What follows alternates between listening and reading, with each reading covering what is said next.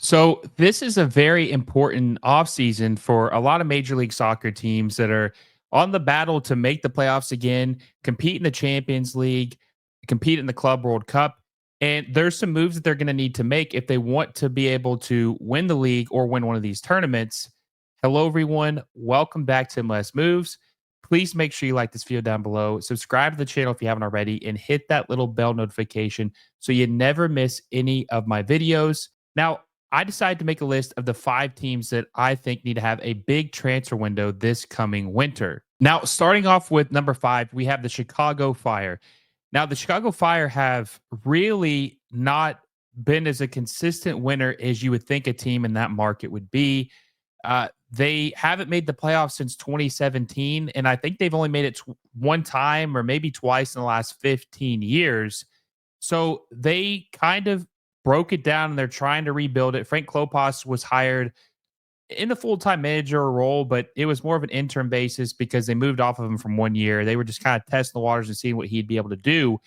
And their star signing they made a couple years ago, Shaqiri, didn't pan out. Talk about a guy who performs for country but not for club. That is Shaqiri. And they were paying him $8 million a year.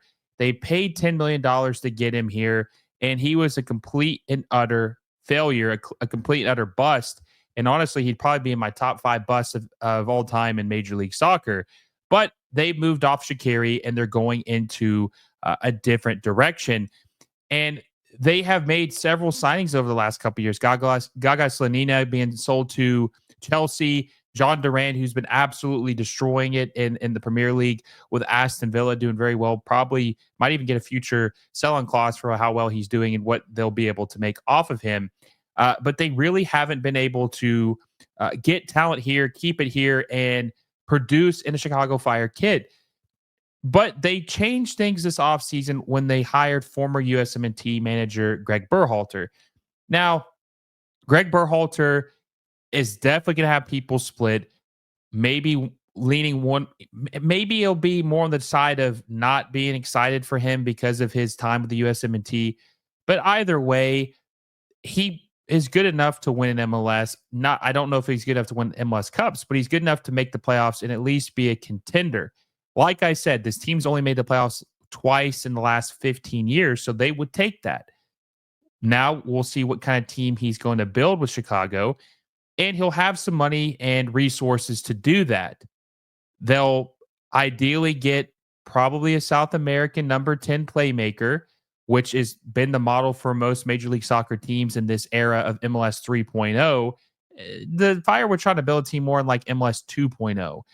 So they'll probably adjust and adapt to the new way of winning, and they need to have a big transfer window to do that. Now, I think they also need to try to get a striker. And look, if they're willing to spend money and they do it effectively, I think that they will be able to turn around. 9 teams make the playoffs, really 8, but 9 because the play-in game. The Chicago Fire have no excuse of why they wouldn't be one of those 9 teams. They're going to have to add some pieces. I think this can be a pretty decent turnaround for them. Number 5, I have the Chicago Fire as one of the teams that need to have the biggest offseason. At number 5, I have the Chicago Fire. Number 4, I have the Seattle Sounders. The Seattle Sounders were arguably the best MLS club of the last 10 years. They've won 2 MLS Cups. They've been to 4 MLS Cups in total. This is the longest stretch they've had since appearing in their first MLS Cup in 2016 without appearing in an MLS Cup. It's been 4 years since they've been in the MLS Cup. It was 2020 when they played the Columbus Crew and lost. Haven't won an MLS Cup since 2019 when they beat Toronto FC. They need to have a big offseason. This team has become stagnant in my eyes. A lot of older players, Jordan Morris, Christian Roldan, Neymar, Stefan Fry, João Paulo. These are players that have been part of the team for a while. Not to say they're not good, but they need to get some new blood in to kind of revamp things a little bit. I think they need to have a big offseason, especially since they're one of the MLS clubs that's going to be participating in the Club World Cup. They need to have a good showing. They need to add some good talent to do that. Now, there's been rumors that they're potentially going to get Jesus Ferreira, potentially get Paul Arriola. That doesn't really cut it for me because that's kind of doing the same thing they've been doing the last couple years. They needed to go back to what they used to do, where they targeted good contributing players in decent leagues like Raul Rui Diaz, Clint Dempsey, Nico Ladero, Obafemi Martins. They need to get back to that type of signing.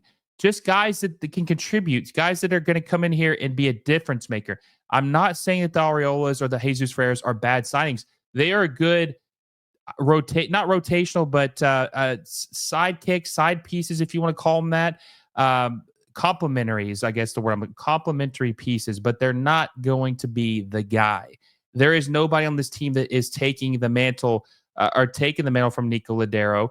Pedro de la Vega they thought maybe he could be that guy, but it didn't work out. So they need to have a big window. They have 2 DP spots open with Rusnak being out of contract and Raul Ruidiaz leaving the Sounders. I think that re-signing Rusnak to a DP deal would be a huge mistake for them, and they desperately need a DP number 9. Now, will they do that? I don't know, but with the Club World Cup coming up and them having aspirations of trying to get back to prominence and dominating the league like they had from 2016 to 2020, they need a DP number 9. Now, moving on to number 3, Toronto FC. Now, this is a club that has completely fallen from grace in the last 5 to 6 years. This is a team that had never made the playoffs until 2015 with Greg Vanney, and they signed Sebastian Jovinko. They made the playoffs in 15, 16, 17, 18, and 19, and appearing, I want to say, in 3 MLS Cups. They appeared in 16, 17, and 19, winning one of them. They haven't made the playoffs since 2020. That's the last time Toronto FC made the playoffs. They hired Chris Armas, who was a disaster. They fired him. They hired Bob Bradley, who was a disaster. They fired him. They hired John Herdman, who had some success as the Canadian national team coach, fired him, or he stepped down because of a scandal with the drones and the Canadian national team. Either way, they haven't found anybody who can get them back to the playoffs. Greg Vanney is the one and only manager this team has ever had to lead them to the playoffs. He was the coach from 14 to 2020. The club has been around since 2007.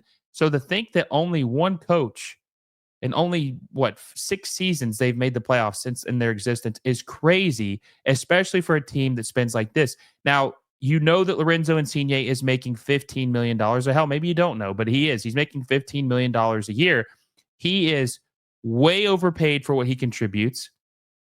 He's not good at this point, and they can't get rid of his deal because he's making so much money. Nobody wants it. And I think his deal runs through 2026 or 2027. The deal is almost impossible to get rid of. And then Bernadeschi's good, but he can't be your only guy. They need a DP9, and they haven't been able to get that. The last several years, they've been trying to get one. And they had some financial issues where they couldn't really get it, like maybe the first year, but they need a DP number 9. They need someone who can score goals. This is a very crucial offseason for Toronto FC, and their coaching hire, which has not been announced at this point, is going to be big too. But they have to get this offseason right because they haven't made the playoffs. The fan base are growing tired of this team. I mean, 2020, that is crazy to think this is one of the highest spending teams in Major League Soccer, and they haven't made the playoffs since 2020. It's inexcusable. Now, Bill Manning, who was the president of Toronto FC, was fired this year as well. Hopefully, this is the turn of a new page. Jason Hernandez is the general manager. We'll see what he can do, but it's inexcusable for Toronto FC. This is a premier team. It has been in MLS with the Sounders. They were like a good organic rival because of how many times they played in 3 MLS Cups in 4 years. This was a great rivalry forming between the two clubs, and it's completely dissipated over the last couple of years because of how bad they've been. Now, number two on this list, Inter Miami. Now, some of you are going to be like, Will, why would Inter Miami be on this list for teams that need to have a big offseason? Well, it's because they got a new coach. They're going to be in the Club World Cup. They're going to be in Leagues Cup. They're going to be in the CONCACAF Champions Cup. They got all these tournaments, and their back four is abysmal. Now, they're rumored to be signing a goalkeeper from Argentina who will presumably be the replacement for Drake Callender. We'll see if that happens. But there's some stuff that they need to improve, especially with these tournaments. And Jorge Mas, if you have any knowledge of what this team is, Jorge Mas is a very motivated owner. He is willing to spend what it takes to get his team on top. All resources will be exhausted. So they're going to have to sign some good center backs. They're going to have to sign a goalkeeper. They're going to have to sign some midfield depth. They're going to have to sign probably a backup forward, a backup winger. This is something that they're going to have to do in this offseason to really compete for these tournaments because they start very soon, especially the CONCACAF Champions Cup. I think it starts in February, if I'm not mistaken. So it's right around the corner.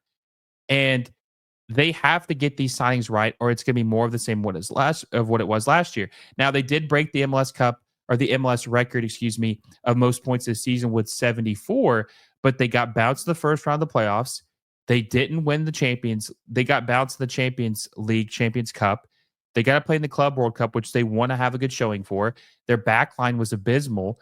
They have to have a good offseason, and I think they will. You saw my video about Leo Campana being traded to New England to give them $2.5 million in GAM. And if you guys don't know what that is, it's just an MLS resource that helps you spend on your roster. It is a big deal, and it's going to allow them to really round this team out and help them build a team that will be respectable at the Club World Cup and probably other tournaments that they play in. Now, last but not least, number one is Atlanta United. Talk about a team that was punching above their weight, especially when they had the fire sale of Thiago Almada, Caleb Wiley, Georgios Giakoumakis. All these players they were selling because they were packing it in to go to 2025 and focus their attention and resources on the next year. But they were able to sneak into the playoffs because of the heroics of Brad Guzan and a good job by Rob Valentino helping this team not lose sight of what their goals were and keeping them competitive late down the season and even beating Inter Miami in the first round of the playoffs. Now, they just poached a pretty significant piece from Inter Miami and Chris Henderson, their new general manager or technical director. Either way, he's going to be in charge of a lot of the roster turnover and acquisitions going forward, helping Garth Lagerwey. They were able to get him, and I think that is a very, very shrewd move. It's going to help them significantly. Now, they signed Miranchuk this past summer, and he has looked really good. He is a good foundation piece for this team, but this team pales in comparison to what it looked like in 2018 when they were thriving and really playing attractive ball with Joseph Martinez, Miguel Miron, and Tata Martino. They just hired Ronnie Dyla, the former New York City FC manager who won MLS Cup in 2021. So Atlanta United has been down for a little bit, but they're starting to piece together. They're getting competent people in charge, and it's looking like they are going to turn this around finally. Good president, Garth Lagerwey, good technical director in Chris Henderson, and a good coach in Ronnie Dyla. And you have Mr. Arthur Blank Checks himself who is willing to spend what it takes. I think it's 4 out of the top 6 MLS transfer record fees he's paid for, which doesn't hurt to have money and resources, right? So they'll have 2 DP spots open this winter, summer, whenever they fill them. They'll have 2 open right now. They have 2 open. So they will presumably sign a DP number 9. And I would say they'll probably sign another midfielder. Maybe they'll sign a winger. I'm not 100% sure, but they definitely have to get a DP number 9 because they miss Georgios Giakoumakis. They missed him like crazy. Like his first year in 2023, he scored 20 goals. He was very good. And they sold him because he wasn't happy. He got a good offer from, I think it was Cruz Azul. He definitely went to Liga MX, but I think the club was Cruz Azul. And they haven't replaced him since, and you could really see that was one of their downfalls. But they have some good pieces to build on. And I think this is going to get turned around, and they have to have a good transfer window in January in order to tie it all together. That's why I have them at number 1. And on top of that, because of all their sales, they had like close to $50 million in transfer fees from all the players they sold. They have the most GAM of any team, which that list was recently released. They have like $6.3 million in GAM. So they have a lot of resources. They have people who know what they're doing in charge.